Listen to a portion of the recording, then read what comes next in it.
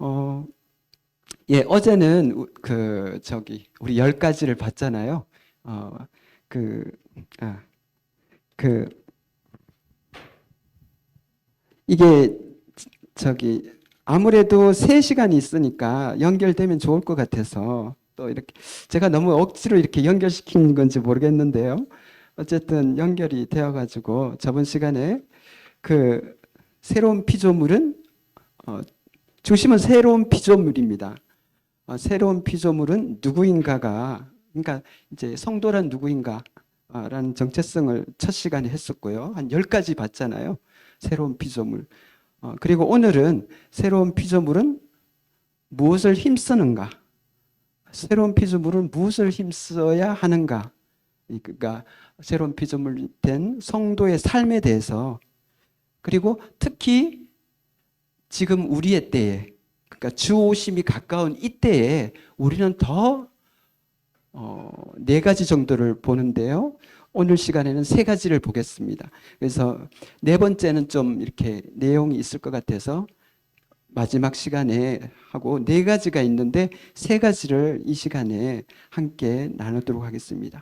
주 오심이 가까운 이때에 우리 새 피조물로서의 성도들은 무엇에 더욱 주의해야 되는가, 힘써야 되는가가 오늘 이번 시간에 함께 나누고자 하는 시간이겠습니다. 내용이 되겠습니다. 그러면 성도님들 어떻게 생각하세요? 우리가 여러 가지 성도의 덕목들이 있고 힘써야 될 것들이 있는데 특히 우리가 주님 오심이 멀지 않은 이때에 어떤 부분을 더 해야 될까라고 하면 생각나는 것들이 혹시 있으세요? 제가 본문을 가르쳐 드리지 않고 지금 그냥 여쭤보는 겁니다. 열심히 전도? 예, 전도. 예, 뭐 완전 사명이죠. 저희들 사명. 예, 전도에 힘써야 되고. 제가 본문에는 나오진 않지만 간접적으로 당연히 있습니다. 이것들을 하게 되면은 제가 얘기한 이 본문에서 얘기하는 걸 하게 되면은 결국은 전도를 하지 않을 수가 없습니다. 예, 그래서 잠시 생각했으리라고 생각이 들고요. 본문으로 우리 본문 같이 읽어보도록 하겠습니다. 당연히 데살로니가겠죠. 아무래도 그 교회는 주님 오심이 그 소망이 인내가 대단했던 교회니까요. 데살로니가 전서 4장입니다. 데살로니가 전서 4장 신약 4장 1절에서 12절까지 오늘은 이번 시간은 12절까지 원래 18절까지인데 13절에서 18절은 다음 시간에 다루기로 하고요. 12절까지 우리 교독으로 한번 읽어 보도록 하겠습니다. 신약 331쪽입니다. 제가 홀수를 먼저 읽겠습니다. 마지막 절 같이 읽겠습니다. 그러므로 형제들아 우리가 끝으로 주 예수 안에서 너희에게 구하고 권면하노니 너희가 마땅히 어떻게 행하며 하나님을 기쁘시게 할 수 있는지를 우리에게 배웠으니 곧 너희가 행하는 바라 더욱 많이 힘써라.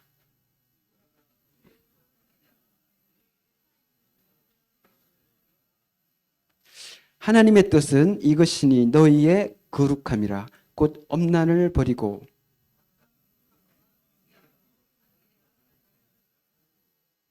하나님을 모르는 이방인과 같이 세욕을 따르지 말고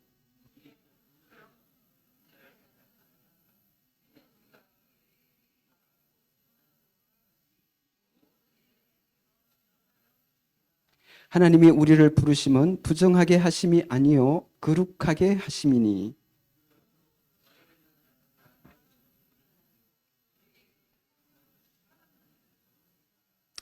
형제 사랑에 관하여는 너희에게 쓸 것이 없음은 너희들 자신이 하나님의 가르치심을 받아 서로 사랑함이라.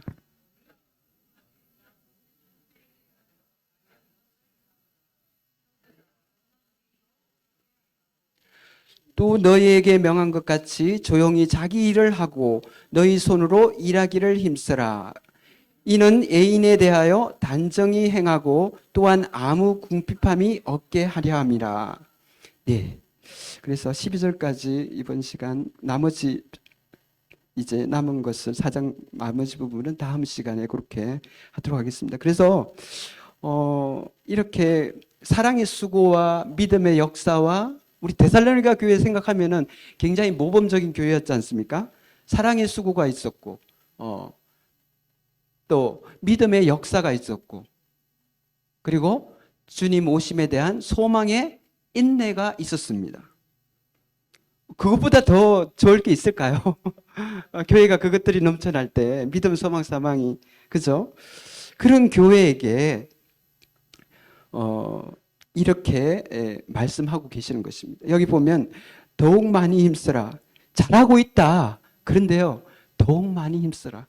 이미 사실 마케도니아 아가야 지방까지 소문이 났습니다. 이 지역 교회 데살로니가 교회 전서는요. 너무 좋은 소문들이 나 있거든요. 잘하고 있었거든요. 근데 사도 바울의 욕심인가요? 더욱 많이 힘쓰라. 저는 그래서 세인동교회 이 말씀을 주님께서 주신 것이 아닌가 생각하면서 세인동교회 잘하고 계시는구나 이런 생각이 들었어요.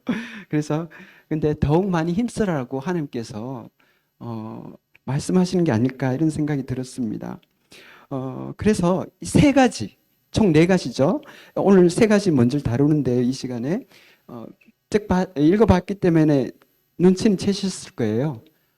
간단하게 얘기하자면 세 단어로 얘기하자면 거룩함, 그리고 사랑, 그리고 근면 혹은 성실이라고 할까요?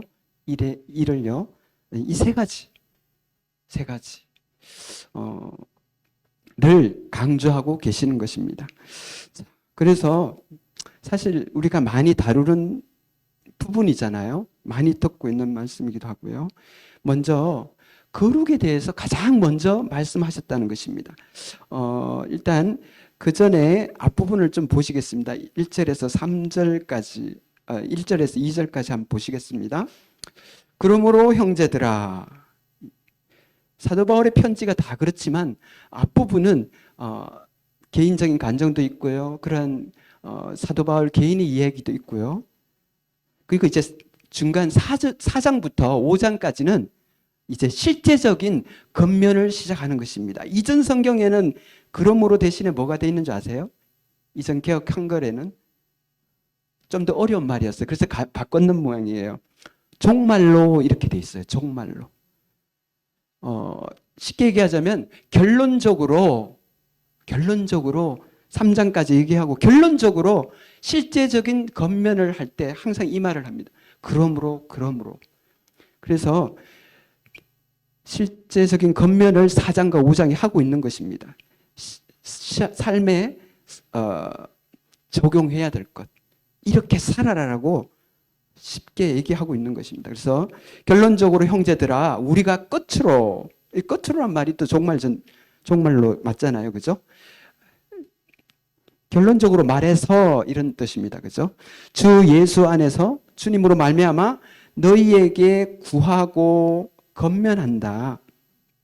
너희가 마땅히 새 피조물이라면 마땅히 어떻게 행하며 하나님을 기쁘시게. 우리 어제 10가지 중에 하나였죠. 새 피조물의 삶의 목적이었습니다. 하나님을 기쁘시게. 하나님을 기쁘시게 할 수 있는지를 우리에게 배웠으니 데살로니가 교회를 개척할 때 분명히 얘기했습니다. 복음뿐만 아니라 어떻게 살아야 될지까지도 사도 바울은 얘기를 했다는 거죠. 우리에게 배웠다고 분명히 말씀하십니다. 너희가 행하는 바라. 지금 너희들이 하고 있는 것이다. 더욱 많이 힘써라 라고 저 10장에도 가면 또 그렇게 돼 있거든요. 더욱 그렇게 행하라고 하시거든요. 더욱 많이 힘써라. 다시 한번 반복하고 있는 거예요. 이미 행하고 있지만 다시 한번 그렇게 그래. 방향이 옳다. 그렇게 계속 나가라. 계속해서 그렇게 살라고 말씀하고 계시는 것입니다. 그러면서 2장 우리가 주 예수로 말미암아 너희에게 무슨 명령으로 준 것을 너희가 아느니라. 지금 이 거룩과 사랑과 권명과 서로 이루하는 것, 마지막에 주님 모심에 대한 것으로 서로 이루하는 것. 이 네 가지는 명령이란 거죠. 우리가 하고 싶으면 하고 하기 싫으면 하지 않는 그게 아니라 명령이라고. 주님의 명령. 주님의 명령 따라 한국교회 일어나리라. 어떤 선교단체에서요, 중국 지하교회 찬송가를 번역해서 이 찬송가 들어보셨어요? 주님의 명령 따라 한국 성도 일어나리라. 한국교회 일어나리라. 이런 찬송가가 있는데요. 우리 주님의 명령 따라 일어나야 되잖아요. 살아야 되잖아요. 그죠? 명령이라고 말씀하고 계시는 것입니다. 그러면서 이 세 가지를 얘기하시는데 제일 먼저 이제 하나님의 뜻은 이것이니 3절입니다. 하나님의 뜻은 이것이니. 그러니까 하나님을 기쁘시게 하는 것, 또 주님의 명령, 하나님의 뜻 다 똑같은 말입니다. 주님 하나님을 기쁘시게 하는 것이고요. 이것은 또 주님의 명령이고 다른 말로 또 하나님의 뜻, 아버지의 뜻입니다. 성경에서 하나님의 뜻, 아버지의 뜻을 찾아보면은 제일 먼저 생각나는 게 요한복음 6장 40절에 보면요. 내 아버지의 뜻은, 예수님이 말씀하셨어요. 내 아버지의 뜻은 아들을 보고 믿는 자마다 영생을 얻는 것이라고 하셨습니다. 세상 사람들에게, 주님을 모르는 사람들에게 아버지의 뜻은 뭡니까? 예, 하나님 나라 백성 되는 겁니다. 아들 보고 믿고 하나님 뜻. 그러나 우리 여기 데살로니가 성도님들, 또 세인동교회 성도님들 어떠세요? 아버지의 뜻은 뭐라고요?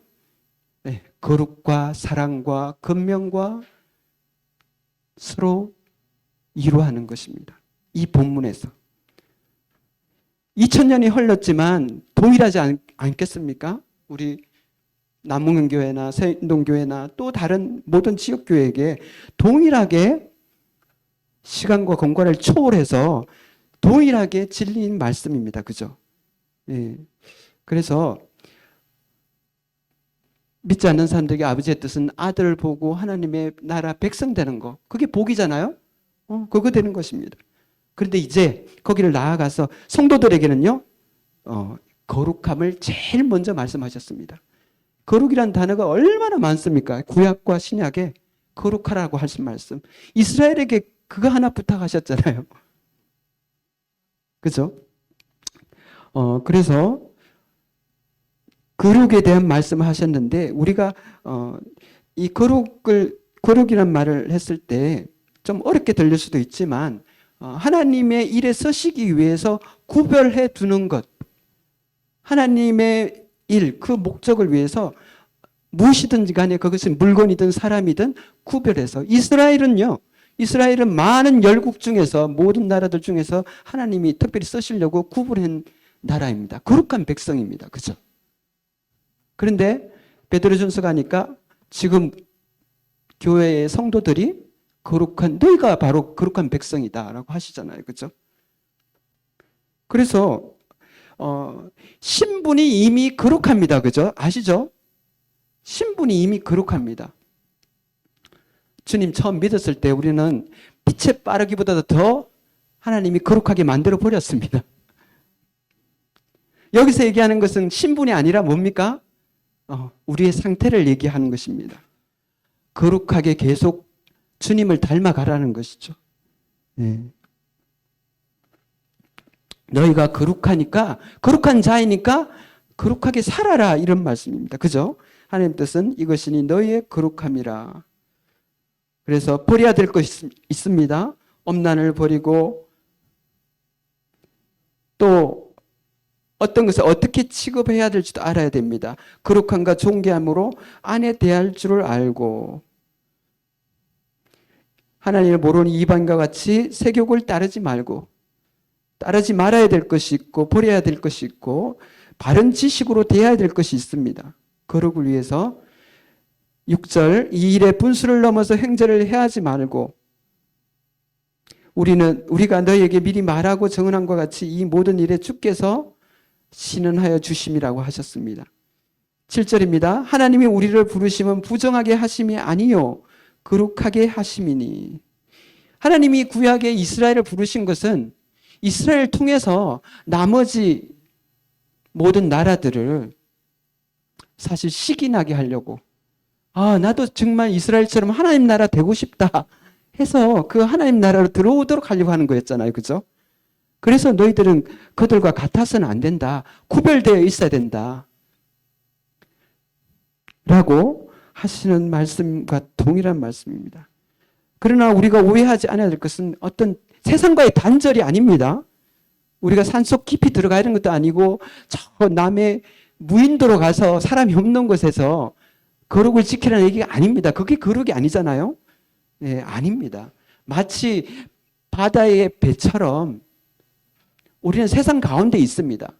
우리는 교회 안에서 소금이고 교회 안에서 빛이 아니라 너희는 세상의 소금이고 세상의 빛입니다. 그죠? 교회 안에서 소금이면요, 서로 내가 더 짜다, 네가 더 싱겁다 이렇게 다툼만 있어요. 그건 우리들만의 교회잖아요. 그게 아니라 세상 속에서 마치 배가 바다에 있지만 침몰하지 않고 바닷물이 배 안으로 들어와서는 안 됩니다. 그죠? 그 거룩함이 흐려지게 됩니다. 바닷물이 배 안으로 들어와서는 안 됩니다. 우리 바다에 빠져 있는 사람들을 배 안으로 건져, 그죠? 그러기 위해서는 우리는 세상의 문화나 가치관이나 이런 것들이 우리 속에, 교회 속에, 우리 각 개인 속에 그러한 것들이 들어와서는 안 된다는 거죠. 그거와 분리되어 있어야 된다는 거죠. 단절되어 있어야 된다는 거죠. 세상과의 단절을 얘기하는 것이 아닙니다. 이렇게 표현했습니다. 하나님의 목적에 쓰이기 위해서 따로 구별되어 있는 것, 그것이 바로 거룩이라 하셨고요. 그래서 제사장들, 주님의 일을 하시는 분들이잖아요. 제사장들은 기름을 발랐죠. 그죠? 예, 기름 부은 자. 왕과 선지자, 제사장 기름 부어서 다른 사람들과 구분되게 했었잖아요. 그죠? 왜? 하나님의 일에 쓰시려고. 또 성막의 기구들도 피를 막 이렇게 발랐잖아요. 기름이나 피를 통해서 구분시켜 놨습니다. 하나님이 쓰시도록. 어떻습니까? 우리의 삶은, 우리는 하나님이 쓰시도록 우리는 스스로를 구별하고 있습니까? 우리가 돌아봤으면 좋겠습니다. 이 당시 결국 그 데살로니가 교회도 그때 그리스 지역에 있었기 때문에 그리스 제국, 로마 제국 안에 있었기 때문에 다신이었잖아요. 다신. 많은 신을 섬겼습니다. 많은 신을 섬겼기 때문에 또 식민지의 그 신들을 다 인정했습니다. 로마 종교는. 그죠? 그 사람들의 토속 종교까지 다 우상들도 인정했기 때문에 각자 다 자기 신들이 있었습니다. 그리고 그 우상들을 섬길 때 그런 엄행이라는 공식적으로 인정한 그러한 창기들이 또 있었습니다. 그러니까 제사와 그런 엄행이 같이 이루어졌습니다. 그래서 데살로니가 성도들도 이런 것에 노출되어 있었거든요. 그리고 우리가 생각하는 그런 도덕적인 그런 성적 성윤리라고 할까요? 그런 관념하고 엄청 떨어져 있습니다. 지금 물론 이 시대도 뭐 간통이 합법화되고 막 그렇지만은요, 죄도 아니지만 이 당시도 굉장히 심했습니다. 생각해 보십시오. 구원받아서 이제 성도들인데 그러한 것이 다 이렇게 널려져 있거든요. 그래서 거룩을 더 강조하시면서 이렇게 말씀하신 것입니다. 아마 사도 바울은 이 편지를 쓰면서, 이 부분을 쓰면서 누군가를 생각했던 것 같아요. 아마 구약의 에녹을 생각했던 것이 아닐까. 에녹이 살았던 시대도 그랬거든요. 노홍수 몇백 년 전이었거든요.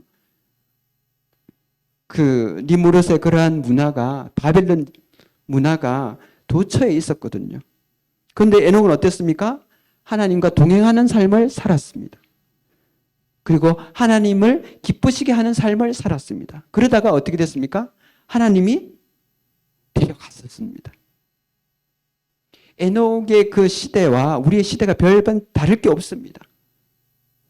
더 이상 설명할 게 없잖아요. 이런 부분의 타락은요. 그죠?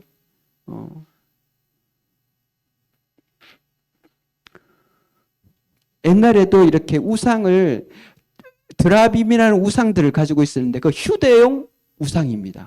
그래서 거의 우리 스마트폰 사이즈의 드랍인도 있어요. 그래서 이렇게 가지고 다니고 또 이렇게 벽에 이렇게 걸어놓기도 하고, 마치 우리가 쓰는 이 편리한 휴대폰이 우상단지가 될 수 있습니다. 휴대용 드라빔이 될 수 있습니다. 전 세계와 연결돼 있잖아요. 그죠? 휴대용 TV이기도 하면서. 그러나 굉장히 유용하게 사용할 수도 있습니다. 주인이 그것을 어떻게 사용하느냐. 굉장히 또 절제가 필요하고요. 그죠? 손바닥 우상.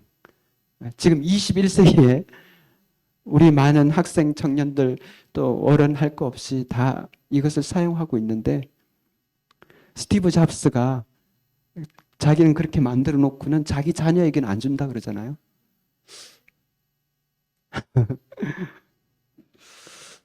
그렇습니다. 어쨌든 이렇게 그만큼 거룩을 우리가 유지하기가 쉽지 않은, 우리도 세상 살고 있기 때문에 사도 바울은 첫 번째로 이 거룩에 대해서 말씀하고 계시는 것입니다. 그 구약 이스라엘의 역사가 교훈하고 있습니다. 이 부분을. 그들이 놓친 게 바로 이 부분이잖아요. 너희들은 애굽의 풍습도 쫓지 말고 너희들 장차 들어갈 가나안의 풍습도 쫓지 말라 그랬잖아요. 그죠? 둘 다 아니잖아요.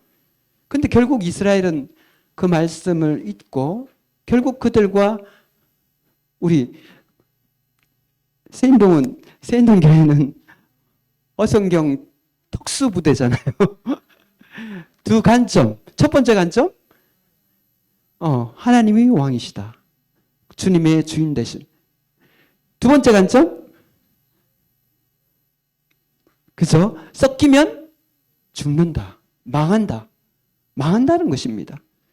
섞이는 것이 아니라, 세상 문화와 섞이는 것이 아니라 정복해야 되잖아요.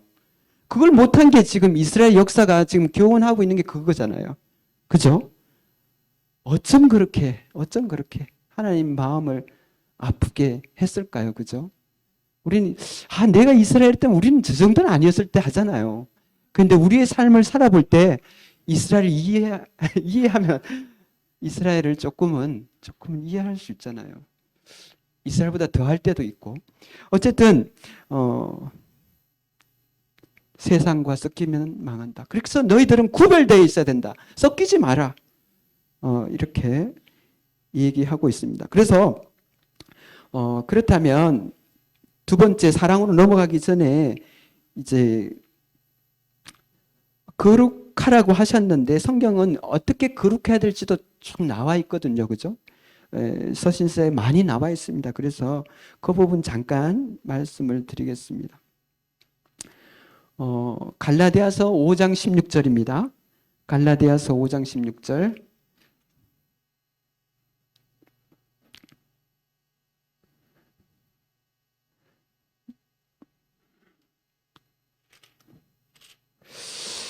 이 성령님의 도움 없이 우리가 이 거룩한 삶을 사는 것, 분리되어 있는 삶을 사는 것은 불가능합니다. 그죠? 그래서 보종으로 성령님을 주셨지만 또한 우리를 도우시기 위해서 헬퍼,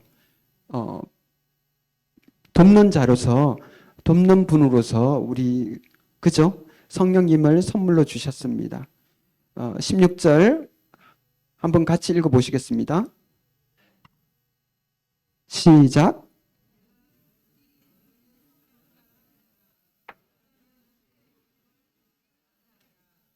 예, 저는 어떤 거룩의 문제에 있어서, 우리 성화의 문제에 있어서 이 두 가지가 생각이 나는데, 사실 두 가지는 하나와 같습니다. 그 두 중에 하나가 바로 성령님이십니다. 내가 이르노니 너희는 성령을 따라 행하라. 그리하면 육체의 욕심을 이루지 아니하리라. 육체의 욕심, 방금 우리가 읽은 이런 부분이 육체의 욕심들에 대해서 나오는 거 아닙니까?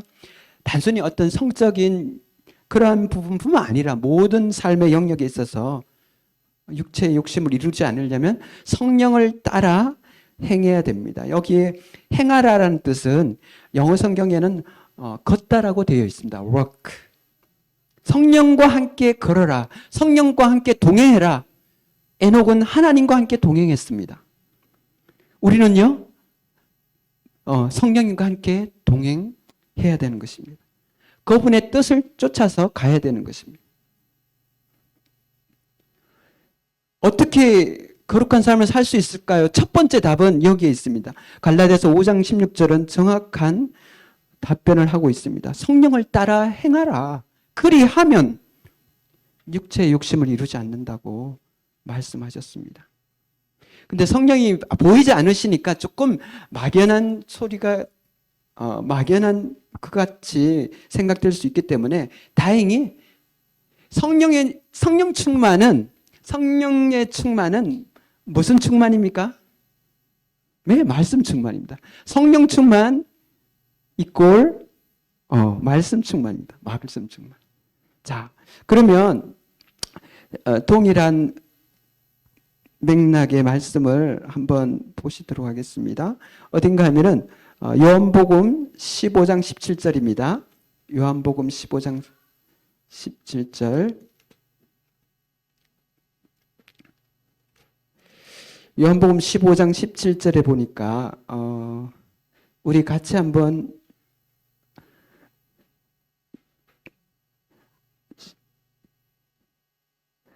제가 5장입니다. 죄송합니다. 5장 17절입니다. 예, 잘못 프린트가 되어 있네. 5장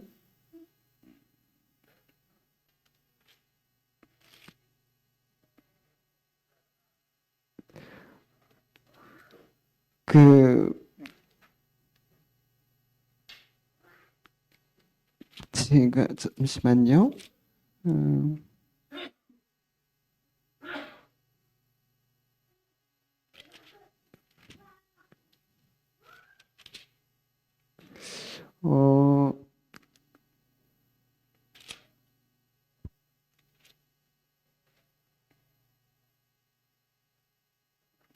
제가 그 구절을 잘못 적어놓은 것 같은데요. 어떤 말씀인가 하면요.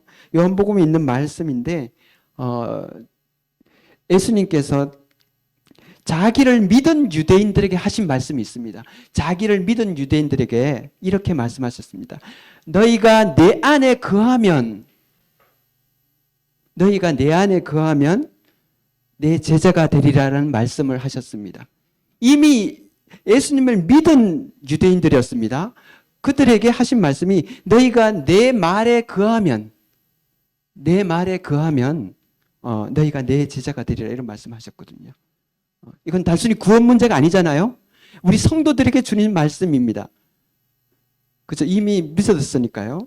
내 말에 거하면 너희가 내 제자가 되리라.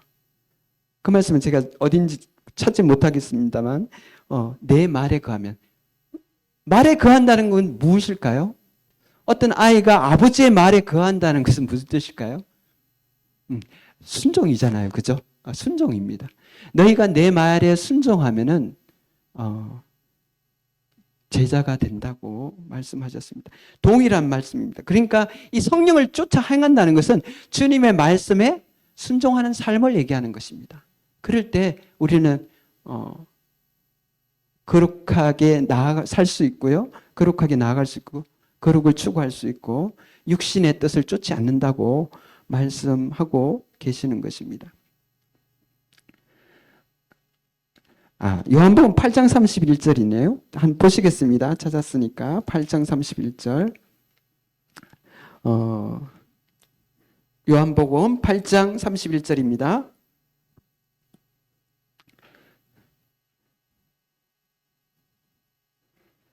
(31절) (32절) 제가 읽어보겠습니다. 그러므로 예수께서 자기를 믿은 유대인들에게 이르시되 너희가 내 말에 거하면 참으로 내 제자가 되고 진리를 알지니 진리가 너희를 자유케 하리라. 진리는 하나님의 말씀이시고 또 예수님 그 자체이십니다. 그죠?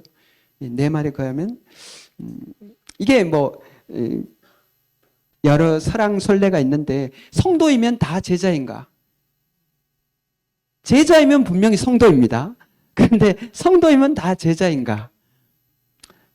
사도행전에 보면 이전 성경에 그날에 침례를 받은 수가 제자의 수가 얼마더라. 보면은 성도는 또 제자예요. 근데 또 바뀌었더라고요. 그런 거 보면은 그러나 분명히 믿은 유대인들에게 이렇게 말씀하신 거 보면은 성도에서 좀 더 나아간 더 친밀한 성도들, 그러니까 제자와 같은 삶을 사는, 그죠? 그러한 것을 얘기하는 것이 아닐까라는 생각을 하고 있습니다. 제자의 조건은 서성의 말에 거하는 것입니다. 순종하는 것입니다. 그래서 이 두 가지, 하나님의 말씀에 대한 순종과 성령을 쫓아 행하는 것은 똑같은 건데, 또 성령의 충만함을 얘기하셨잖아요. 그죠? 에베소서에서는 술로 취하지 말고 성령으로 취해라. 그럼 말씀으로 취하라는 얘기십니다. 광야에서 예수님께서 정말 육신은 굶주리셨지만 40일간 어리셨을 때 해당에서 애온 그 신명기 말씀이 그 유혹을 이기게 하신 것처럼, 그 광야, 예루살렘 근처도 아니었고, 헬몬산, 그 아름다운 헬몬산 근처도 아니었고, 요단강 그쪽도 아니었고, 강이 보이는 그 전망 좋은 곳도 아니었고, 광야, 정말 볼 것 없는, 유대 광야 정말 볼 것 없거든요. 거기에서 오직 하나님만 금식하시면서 하나님만 바라보시면서 말씀을, 그 말씀 이겨내셨잖아요. 그죠? 말씀으로 이기는 것을 보여주셨잖아요. 우리 본으로. 그죠? 어떻게 말씀으로 육신의 뜻을 쫓지 않고 육신의 정욕과 안목의 정욕과 이생의 잔악을 이길 수 있는 방법을 시범 케이스로 보여주셨습니다. 그래서 우리가 거룩함을 이루는데 성령과 하나님의 말씀 이 두 가지를 잊지 않았으면 좋겠습니다. 청년이 무엇으로 행실을 깨끗게 하리요. 시편 119편에 나오는 말씀이잖아요. 거룩을 가장 먼저 얘기하셨습니다. 주님 오신 이때에 너희들이 힘써야 될 것 첫 번째가 거룩이다라고 말씀하셨습니다. 두 번째로 우리 말씀 보시겠습니다. 본문으로 돌아가셔서요. 본문으로 들어가셔서 9절, 우리 9절 한번 읽어보시겠습니다. 시작.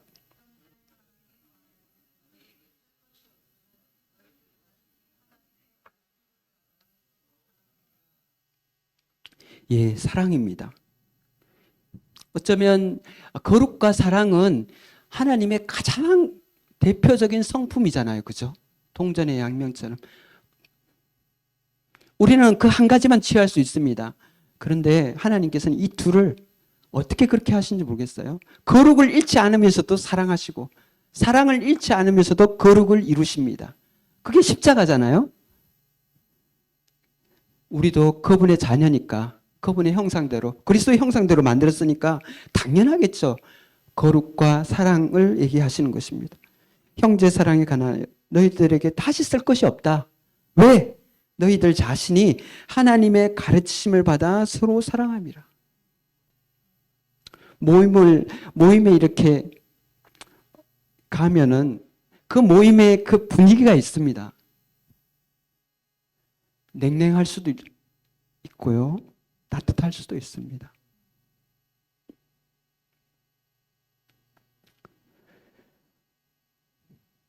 가르치심을 받아 서로 사랑함이라. 그리고 데살로니가 교회는 그렇게 했던 것 같아요. 서로 형제 자매 서로 사랑했습니다. 누군가 서로 사랑하라는 것은 주님의 계명이기도 새 계명이잖아요. 그렇죠? 율법 전체가 그 안에 다 들어 있습니다. 이거 지키면 율법을 다 지키는 거 말씀하셨습니다. 근데 누가 이렇게 말씀하셨어요. 서로 사랑하는 것이 뭘까? 세 가지를 얘기하셨어요. 서로 사랑하는 거. 처음에 먼저 사랑하는 것입니다. 먼저. 쉽지 않죠? 먼저. 부부간에도 싸웠는데 먼저 사과하기가 얼마나 힘든지. 아내한테 이겨가지고 뭐가 그래 좋은지 사과 안 하려고 그래요. 그럼 아내가 하야하자고 이렇게 하면은 그때서야. 누구 얘기입니까? 여기 이 사람 얘기입니다. 서로 사랑하라는 먼저 A, B 누가 될지 모르겠습니다. 누가 먼저 사랑하겠습니까? 먼저 사랑하는 사람이 누가 그랬죠? 부부싸움 했으면 누가 이기겠습니까? 부부싸움 하면 누가 이기겠습니까? 우리 청년들은 잘 부부싸움 하면은 성숙한 사람이 이긴답니다. 아내든 남편이든 둘 중에 성숙한 사람이 이긴답니다. 이긴다는 것은 먼저 내가 잘못했어 이렇게 얘기한다고 합니다. 성숙한 사람. 그래서 서로 사랑하는 것은 먼저 찬송가도 있잖아요. 내가 먼저 다가가서 성도 간에 그런 것 좀 쉽지 않죠. 저 형제가 나한테 잘못했는데 내가 왜 사과해? 형제가 먼저 사과해야지. 이렇게 생각할 수 있잖아요. 근데 어떤 형제가 다가오면 좀 부끄럽잖아요. 머리 위에 숯불 올려놓은 것처럼 얼굴이 뜨끈뜨끈하잖아요. 아, 내가 먼저 사과할 걸. 결국 저 형제가 더 성숙한 거네. 이렇게 후회할 때가 있지 않습니까? 그래서 먼저 사랑하는 것. 그리고 두 번째 뭘까요? 아낌없이. 마치 마리아가 그 옥합 그거 조금 남겨뒀습니까? 아낌없이 부어드렸습니다. 예수님께 아낌없이. 후회 없이 그렇게 사랑하는 것이라고 했습니다. 마지막으로 뭘까요? 서로 사랑하는 것은 끝까지 사랑하는 끝까지. 우리 하다가 중단할 때 많잖아요. 끝까지 사랑하는 거. 주님께서는 그렇게 하셨어요. 그죠? 주님께서는 그가 떠날 날이 가까움을 보시고 제자들을 사랑하시되 자기 사람들을 사랑하시되 끝까지 사랑하신. 그래서 멀뚱멀뚱 6월절 저녁날 야 누가 우리 발 씻어주지? 나는 아니야. 전부 다 12명 다 나는 아니야. 종 중에서도 히브리 종 중에서 가장 천한 종이 손님의 발을 씻게 돼 있는데 아무도 자기가 씻어야 된다는 생각을 안 했습니다. 그때 예수님이 갑자기 수건을 두르시고 물을 가져오는 거예요. 제자들 등 아무도 그 생각 안 했을 것입니다. 그런데요, 최고 낮은 종이 해야 될 일을 최고 높으신 분이 그렇게 하셨어요. 끝까지 사랑하셨습니다.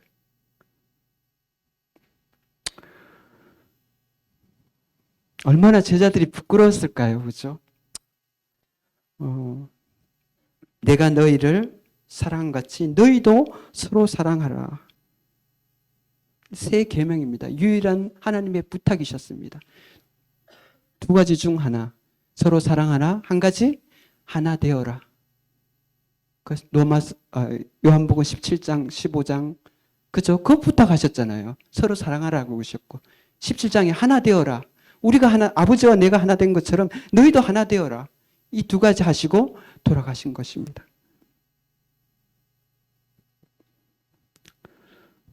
그래서 시편 133편이 뭡니까? 형제가 연합하여 동거하는 것이 어찌 그리 선하고 아름다운지, 어찌 그리 사랑스러운지 그렇게 말씀하셨잖아요. 그래서 헬몬산에 그 눈이 녹아서 요단강을 통해서 갈릴리로 흐르고 그 갈릴리의 물이 지금은 스프링클러를 통해서 이스라엘 전역에 사람 평야를 적시고 있습니다. 그렇게 은혜를 끼치는 것처럼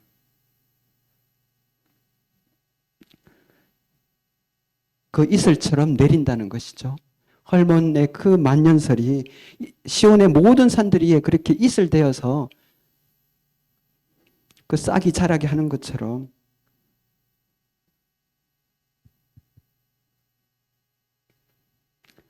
또 그 기름이 아론 제사장을 삼을 때 그 기름이 옷깃까지 머리에서부터 쫙 내리는 것처럼 이게 모든 공동체 한 명 예외 없이 다 그런 은혜 속에 젖어들게 하는 것은 사랑이고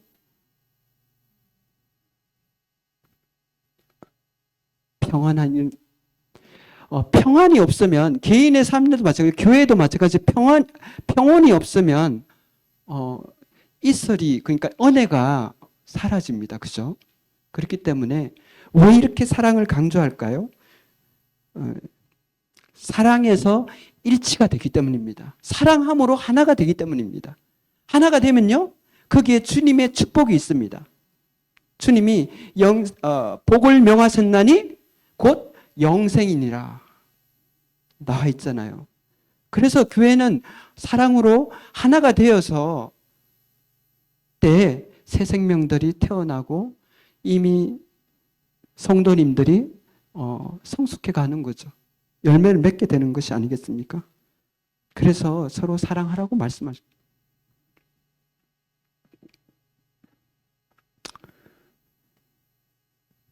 저희 남문경교회도 두 교회가 연합해서 지금 장로님 한 분과 제가 이렇게 같이 또 이렇게 하는데, 기존에 계시던 손창현 원장님이 팔공로 교회 가시기 전에 가장 당부하셨던 게 그것이었습니다. 장로들이 서로 하나 돼야 됩니다.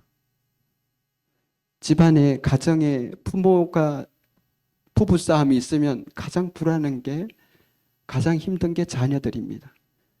그게 다 트라우마로 남잖아요.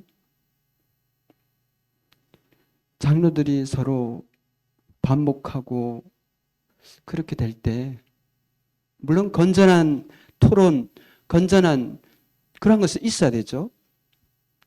그러나 성도들 보는 앞에, 부부는 자녀들 보는 앞에서 싸우면 안 된다고 했잖아요. 평온할 때, 하나가 되었 때. 그래서 형제 사랑을 이렇게 얘기하신 것입니다. 주님과 가까운 이때, 아빠가 출장 가셨다고 저녁에 이제 오시면 선물 들고 오시잖아요. 근데 자녀들 숙제할 거 다 해놓고 두 형제간 잘 지내야죠. 아빠 왔는데 싸우고 있어. 그러면 안 되잖아요. 똑같지 않겠습니까? 가정은 작은 교회고 교회는 큰 가정이라고 했었잖아요. 똑같습니다. 그래서 이 거룩과 사랑을 말씀하셨습니다. 서로 사랑할 것을 얘기하셨습니다. 세 번째로 이제 뜻밖의 말씀을 하십니다. 그죠?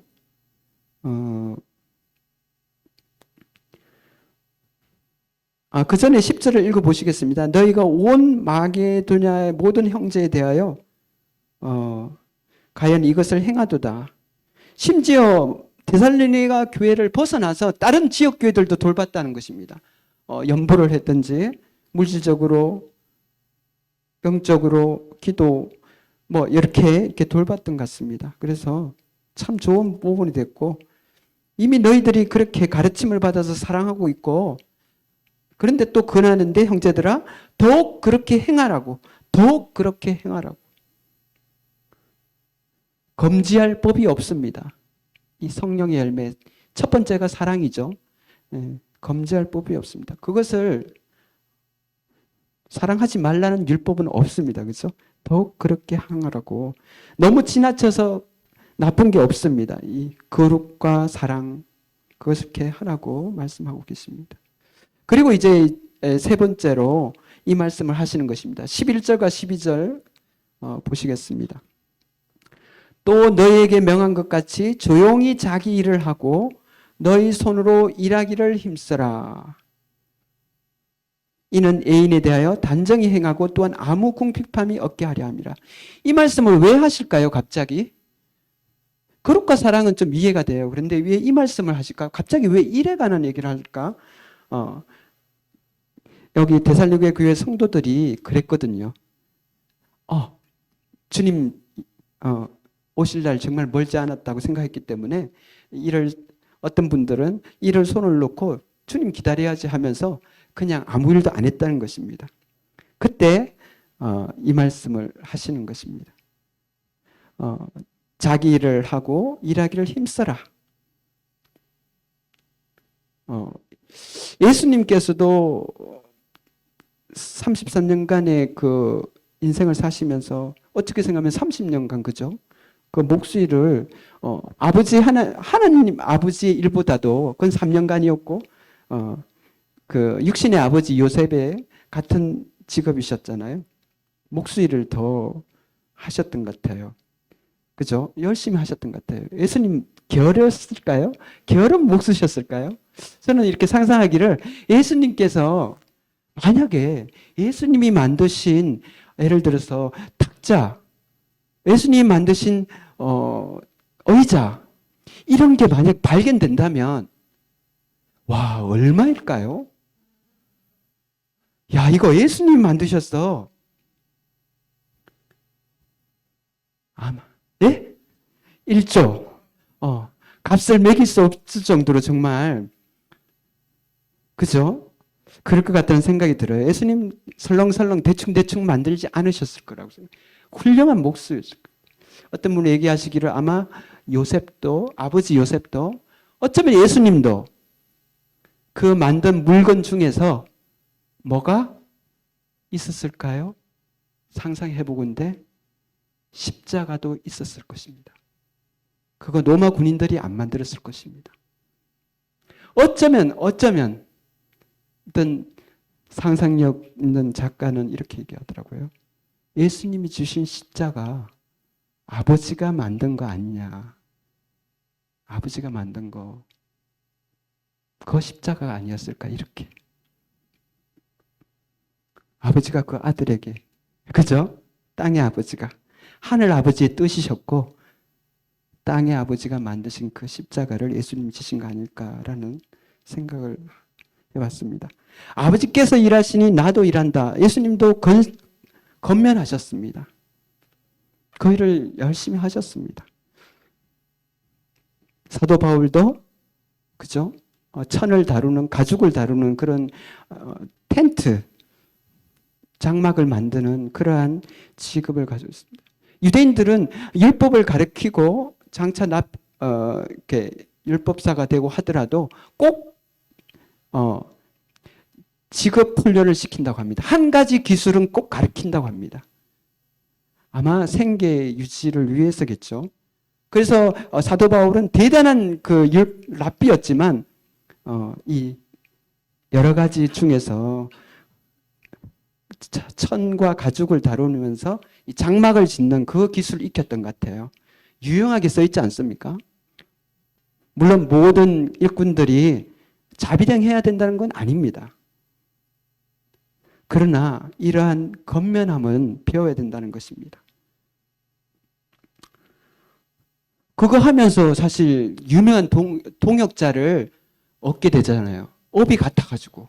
브리스길라와 아굴라도 같은 일을 했거든요. 그래서 만난 겁니다. 그렇죠? 얼마나 귀한 동역자가 되었습니까? 그 부부가.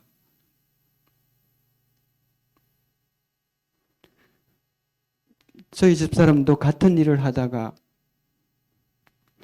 이렇게 그분을 통해서 그분이 계속 말씀을 보내주셔가지고 관심도 없었다가 뭔데 이렇게 많이 읽어보자 하다가 그렇게 연결이 되어가지고 구원을 받았거든요.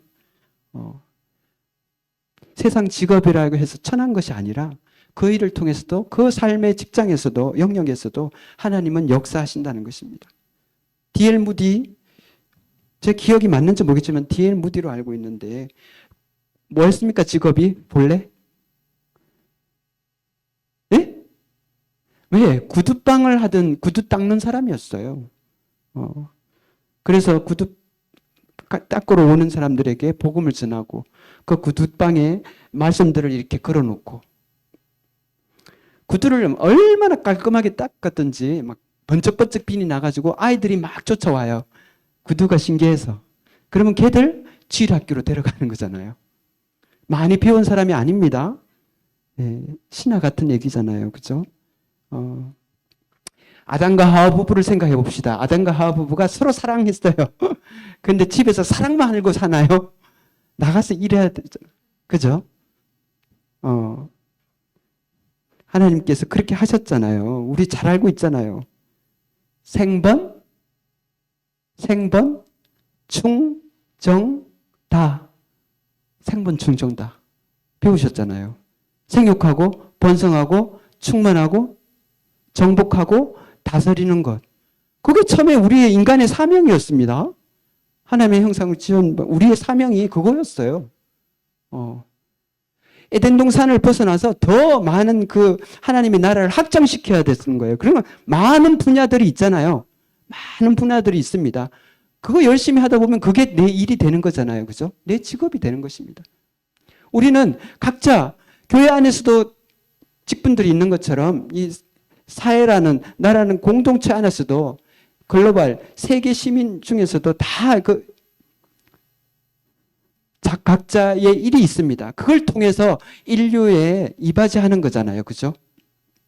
그 일에 대한 것은 그래서 그것을 소명이라고 하고 직업을 그죠? 천직이라고 하잖아요. 그것들이 다 있다는 것입니다. 그런데 주님 이제 곧 오시니까 스탑이 아니라 주님 오시는 그날까지 우리는 일을 하다가 주님을 돌림받는 거죠. 그것이 하나님의 뜻이셨습니다. 그래서 그 3시간짜리 이불집에서 알바를 하든지 열심히 해야 된다는 것입니다.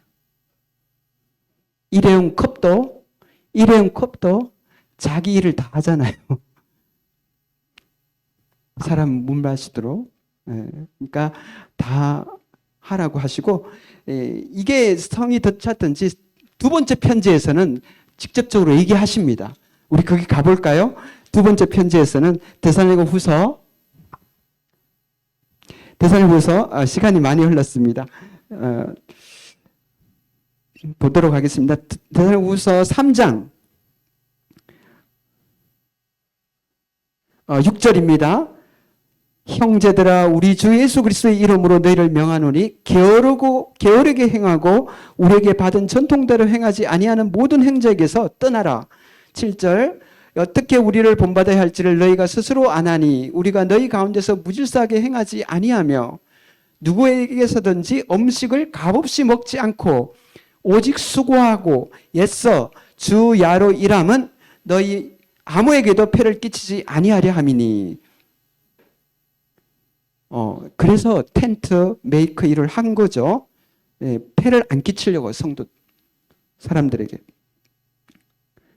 그래서 10절 우리가 너희와 함께 있을 때에도 너희에게 명하기를 누구든지 일하기 싫어하거든 먹지도 말게 하라 하였더니, 기독교를 일찍 받아들였던 유럽의 나라들이 그렇게 잘 사는 이유는 뭡니까?